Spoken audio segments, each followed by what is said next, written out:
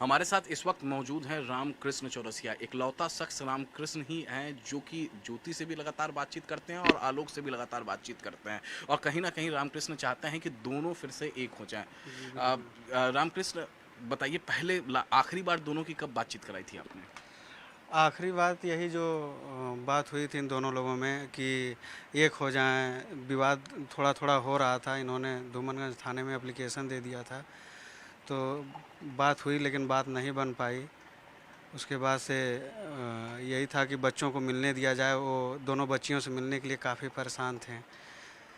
जिसलिए हमने भी रिक्वेस्ट किया कि मिलने दिया जाए, बात करने दिया जाए और उसके बाद नहीं बात करने के बाद फिर मजबूरन इनको मीडिया में आना पड़ा। रामकृष्ण इकलौते ऐसे शख्स हैं जो आलोक के बचपन के दोस्त हैं। मतलब अब आलोक के बारे में जो कुछ भी है, आज जो कुछ भी कोई जानता है, तो आप समझ सकते हैं कि जो बचपन के दोस्त होता है उससे कुछ छिपा नहीं होता है।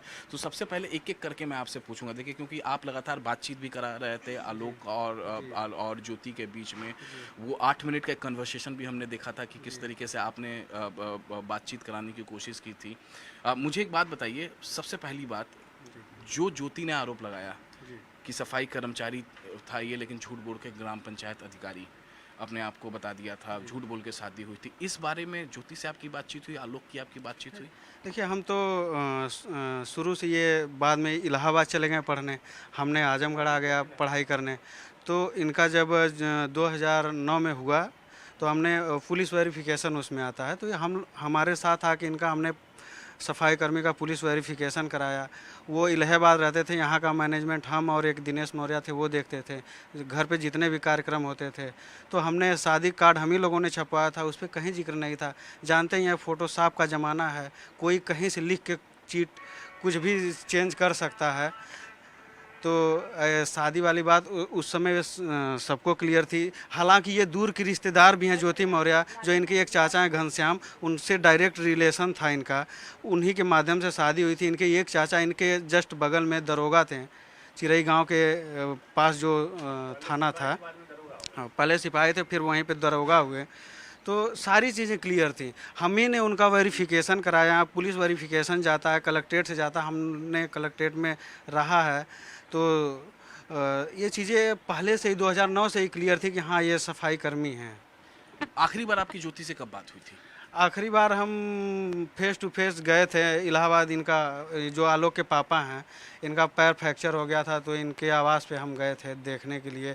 तो वहीं पे दोनों लोग थे, ठीक ठाक था सब कुछ। कब की ये बात है? ये लगभग 1.5 साल पहले की बात है। तो तब मामला सब दोनों में एकदम हाँ, हाँ, कूल था, उस कोई समय लड़ाई कोई झगड़ा नहीं? ऐसा लड़ाई झगड़े की बात नहीं थी। इन्होंने भी हमसे अच्छे से बात किया, पहले की तरह लोग ये भी मिली। और उन लोगों ने भी काफ़ी, हम लोगों रिस्पेक्टफुल फैमिली थी। हमेशा गांव में भी लोगों की रिस्पेक्ट किया करते थे। जैसे जो आलोक के पापा हैं, ये बछवल चौराहे पे बस जाती थी बनारस की, कोई लड़का जाता था, पूछते थे क्या करने जा रहे हो बेटा। अगर कोई पढ़ने जा रहा है तो उसको 100, 500, 1000 रुपया दे देते थे कि जाओ अच्छे से तैयारी करना। तो ये था। तो मुझे मुझे एक बात बताइए, जब आखिरी बार फोन पे कब बातचीत हुई थी? आखिरी बार ये लगभग 2 महीने हो गए हैं। तो वही जो कन्वर्सेशन जो चला। आप कौन कॉल जी, आपने करवाया था जी, ज्योति और आलोक दिनेश और के? हमने हाँ कराया था। हाँ, तो जो कौन कॉल कराया था, जी, जी। उसमें क्या आपने उस समय ये बात निकल कर सामने आई थी कि सफाई कर्मचारी ग्राम पंचायत अधिकारी नहीं, झूठ नहीं, बोल के शादी? ऐसी कोई बात हमारे सामने वो ये बात कही नहीं सकती, क्योंकि उनको क्लियर था कि ये सफाई कर्मी हैं। उनको तो पहले से भी पता था और बाद में भी पता चला। ये सब मनगढ़ंत बातें हैं। वो जो कन्वर्सेशन था, आप उसमें तीन सफाई तीन कर्मी की कोई बात नहीं, लेकिन उन्होंने एक बदतमीजी भरी बात कही थी। उनके पिता को बाप कह रही थी, बाप बाप कह के बात कर रही थी। और ये कह रही हैं कि तुम सफाई कर्मी हो, तुम्हारे मन में वही कूड़ा उठाते हो, कूड़ा भरा। ये सब उनकी तुच्छ मानसिकता का तो प्रमाण था। तो आपने रोका टोका उनको? जी, हमने मना करना चाहा, फिर उन्होंने फ़ोन कट कर दिया। क्योंकि ये देखिए, ये जो बातचीत थी ना, ये कन्वर्सेशन जो थी, वो पूरा मैंने सुना 8 मिनट के करीब, ये जी, तकरीबन ये कन्वर्सेशन थी। पहले तो ठीक से होती है, फिर चिल्लम चिल्ला उसमें शुरू हो जाती है दोनों तरफ से। जी, ज्योति भी उधर से बोल रही हैं, उधर से आलोक भी बोल रहे हैं, बीच में आपका कभी कभार जी। आवाज़ आ रही है। ये जब कन्वर्सेशन पूरा हो गया, कट हो, उसके बाद आपने समझौता कराने की कोशिश की? नहीं, उसके बाद अब हमारा नंबर ब्लॉक है, तो इसलिए हम 1-2 मैसेज किए, मैसेज सीन हुआ लेकिन रिप्लाई नहीं आया। और अब नंबर मेरा ब्लॉक है। हम आज भी उनसे रिक्वेस्ट करते हैं कि वो उस आदमी के पास न जाएं, क्योंकि सौतेला बाप सौतेली बेटियों को कभी बेटी नहीं मानता है। आप भी देखते हैं ज़माने में कि कितनी गंदी नज़र से देखता है। इस चीज़ का बस ख्याल करके उसके पास प्लीज़ आप न जाएं तो अच्छा होगा। हर सौतेला बाप अपनी सौतेली बेटियों की ज़िंदगी बर्बाद करता है और उसे बहुत ही गंदी निगाह से देखता है। तो इस बात का आप हमसे बेहतर आप जगह जगह देखती हैं, आप खुद न्यायालय भी संभालती हैं और कार्यालय भी संभालती हैं, देखती रहती हैं। तो इस चीज़ से उस आदमी के पास प्लीज़ न जाएं, क्योंकि उसके 4-6 अफेयर पूरे दुनिया देख रही है। हर साल शादी कर रहे हैं, देखने में आ रहा है। तो ये सब चीज़ें ना हो तो अच्छी रहे। आप आलोक ने कभी अपनी अपनी बातें आपको कही कि कब से लड़ाई झगड़ा कैसे शुरू हुआ, कैसे मनमुटाव शुरू हुआ, कब से वो लग रह रही है? जी, ये एक बार बताएं कि जो सरकारी आवास था वहाँ पे, तो उस आवास पे इन लोगों को आपत्तिजनक हालत में देखें। तो कौन सा सरकारी आवास? जो एसडीएम का सरकारी आवास होता है, उस समय ये इलाहाबाद ही थी। तो उस समय नहीं बताएं, ये बहुत तकलीफ़ में थे आलोक जी, लेकिन बता नहीं रहे थे, किसी से भी नहीं कुछ शेयर कर रहे थे, काफ़ी तकलीफ़ में रह रहे थे। जब ये देखें कि ये लखनऊ गई, वहाँ भी यही चीज़ था। और फिर इनको व्हाट्सएप चैट पे मिला कि हमें ही मारने की प्लानिंग की जा रही है, तब ये मजबूर होकर, और बच्चियों को न मिलने दिया गया, तब ये मजबूर होकर सामने आए सबके सामने कि अब अगर ये मीडिया में इतना नहीं फैलता तो शायद ये आज ज़िंदा भी नहीं रहते हैं, जिस हिसाब से प्लानिंग चल रही थी। और रही बात, एक सबसे बड़ा इल्ज़ाम वो लगा रही है कि दहेज की बात, तो धूमनगंज थाने में झलवा इलाके में जो इनका मकान बना है, उसकी रजिस्ट्री में आप देख लीजिएगा पैसा कहाँ से ट्रांसफ़र हुआ है। आलोक के पापा प्रिंसिपल से रिटायर हुए थे, उन्होंने अपनी सारी कमाई 40 से 50 लाख रुपया ऑन रिकॉर्ड खाते में ट्रांसफ़र किया है इनको।